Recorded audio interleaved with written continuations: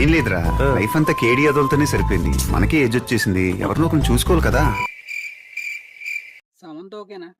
సమంత వద్దు, సమంతకి ఆల్రెడీ పెళ్ళి అయింది. నేను హట్టు ఫీల్ అయ్యాను. మరి కీర్తి సురేష్ కూడా పెళ్ళి అయింది, మళ్ళీ మా అమ్మ ఒప్పుకోదు. ఈడేంటే ఇలా తగులుకున్నాడు? మరి మృణాల్ ఠాగూర్ ఓకే గానీ నేను మీకు ఓకేనా? తను కూడా పెద్ద పెద్ద సినిమాలు ఇస్తాను చేసుకొని మళ్ళీ పెళ్లి తర్వాత మా అమ్మ సినిమాలు చేయనీయదు. నువ్వు చాలా కంట్రీలో ఉన్నావు బేటా.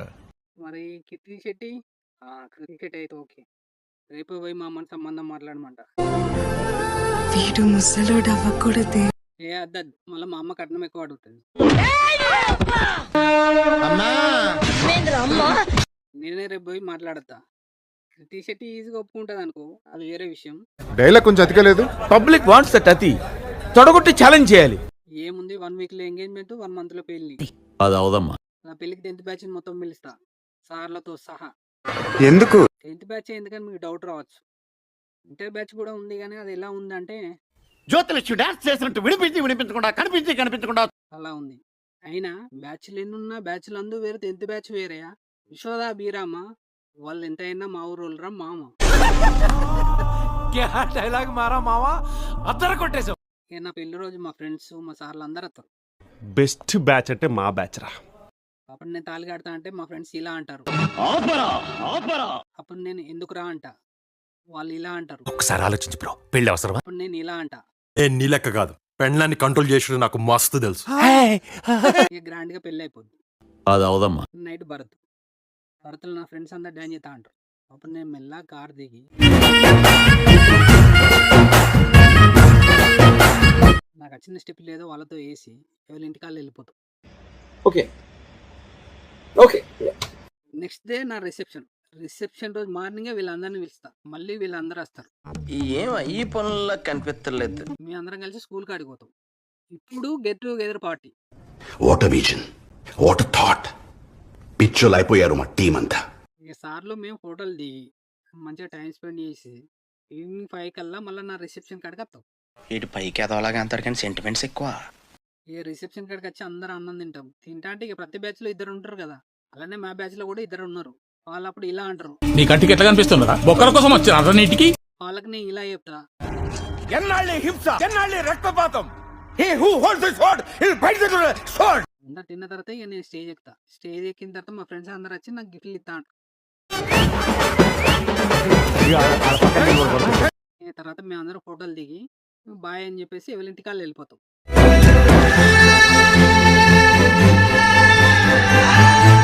ఇంతే. Okay, we will meet in the next class. ఈ ఐడియా బాగుంది కదా, నాకు నచ్చింది. ఇలాంటి emotions never before ever after. 1 minute later. అరే నీలో నువ్వే ఏం మాట్లాడుకుంటున్నావురా? ఏం లేదురా, చెప్పురా. అదే మామ, లైఫ్ ముందు పోయే కొద్దీ నచ్చలేదు. చేద్దామంటావు మరి? వెనక్కి పోతే బాగుండు అనిపిస్తుంది. అది అవదమ్మా. వెనక అంటే ఎక్కడికి? స్కూల్ డేస్ కి. అది జరగది.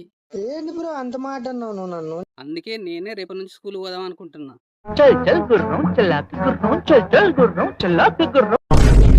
గుడ్డు నువ్వు నిన్ను స్కూల్కి రానియరు, అదే ఆలోచిస్తున్నా మామ. పెద్ద సమస్య వచ్చి పడింది. ఒకవేళ రానిస్తే ఏ క్లాస్ లో కూర్చుంటావు? పోయా అలా కూర్చుంటా.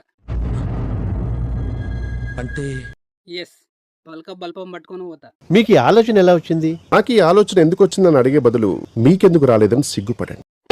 ఎందుకురా పిచ్చోడా, 5th క్లాస్ 6th క్లాస్ లో కూర్చున్నాం అనుకో, ఇప్పుడున్న పోరాళ్ళు మనల్ని డామినేట్ చేస్తారు. అదే మన అలా కూర్చున్నాం అనుకో, వాళ్ళని మనం డామినేట్ చేయొచ్చు. ఎవరురా నువ్వు ఇంత టాలెంటెడ్ ఉన్నావు? మళ్ళీ సార్ బయటికి పోయింది అనుకో, మనల్ని పెబ్బుంచుతారు. పెబ్బంట తెలుసు గారా? తెలుసు, లీడరు. పెబ్బుండడం అంటే నీకు అంత ఇష్టమారా?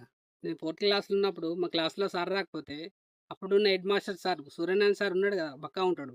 ఆ సార్ దగ్గరికి పోయి, సార్ అల్ల పొరాలు బాగా అల్లరి చేస్తారు సార్, నేను పెబ్బుంటా సార్ అని చెప్పి మరి పోయి పెబ్బుండేటోడిని. ఎవడన్నా పోరాడు అల్లరి చేసిండు అనుకో, అవును దొరకబట్టి మరి తొడపాశం పెట్టేటోడిని. ఎంతైనా తొడపాశం పెడితే వచ్చే కిక్కే. ఇప్పుడు నువ్వు అల్లలో కూర్చున్నావు అనుకో, నీ చుట్టూ ఉండే పొరాలు ఎవరో తెలుసా? ఎవరురా? నువ్వు చదువుకున్నప్పుడు నీ ఫ్రెండ్స్ ఉన్నారు చూసినావా, వాళ్ళ కొడుకో కూతురో అయి ఉంటారు. ఏం దొరికారు అందరూ ఒకటెక్కడ. ఎందుకురా, నేను స్కూల్లో ఉన్నప్పుడు నా పేరు బోర్డు మీద ఎక్కించి ఎవరెవరైతే నన్ను సార్తో కొట్టిపించారో వాళ్ళ లిస్ట్ రాసి పెట్టిన. వాళ్ళ కొడుకో కూతురో కనిపించాలే, అప్పుడు చెప్తా. ముద్దు ముద్దుగా బుజ్జు బుజ్జుగా భలే ఉన్నారు రండ్రా లోపలికి ఒక్కొక్కరికి. ఓకే సెకండ్ అండి. తర్వాత ఏముంది, పద్యాక బాగా చదువుకొని పై చదువులకు ఫారం పోతా.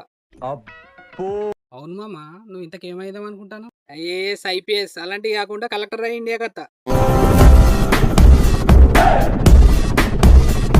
అబ్బో. ఓకే తర్వాత అప్పుడు నేను డైరెక్ట్ స్కూల్కి పోయి స్కూల్ ముందు కార్ ఆపి స్కూల్లోకి వెళ్తుంటే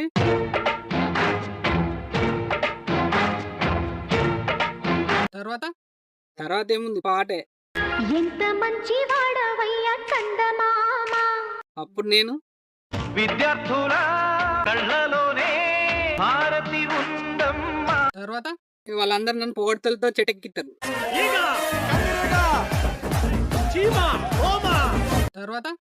తర్వాత ఏముంది, స్పీచా నీకు స్పీచ్ ఇవ్వడం రాదు కదా.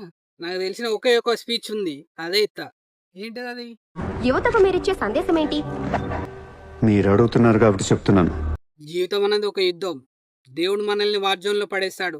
Be alert, protect yourself. లైఫ్లో ఒక గోల్ అంటూ పెట్టుకోండి, కసితో పరిగెత్తండి.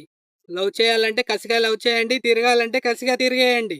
లైఫ్లో ఏ లవర్ లేనోళ్ళు మాత్రం వీలైనంత త్వరగా చచ్చిపోండి. మీ వల్ల మాకు ఏ ఉపయోగం లేదు.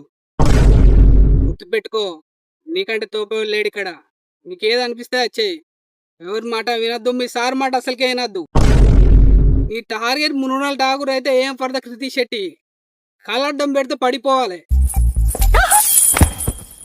చల్. మధ్యలో కృతి శెట్టి మునుగోడు ఠాగూర్ ఎందుకు వచ్చింది? అయినా వాళ్ళు లేకుంటే స్పీచ్ ఏంద్రా. నువ్వు ఇలా చెప్పావు అనుకో, పోరాళ్ళందరూ కృతి శెట్టి మునుగోడు ఠాగూర్ అనుకుంటే తిరుగుతారు. అరే, వెనుకున్న కృతి శెట్టి మునుగోడు ఠాగూర్ కనిపిస్తాను కానీ ముందు నేను కలెక్టర్ అయినా అది కనిపించదారా వాళ్ళకి? కరెక్ట్, ఇది కరెక్ట్ గా చెప్పావయ్యా. ముందు వాళ్ళని కలెక్టర్ గమ్మను, తర్వాత కృతి శెట్టి మునుగోడు ఠాగూర్. చదువుకునేది ఫస్ట్, చదువుకోండి ఫస్ట్.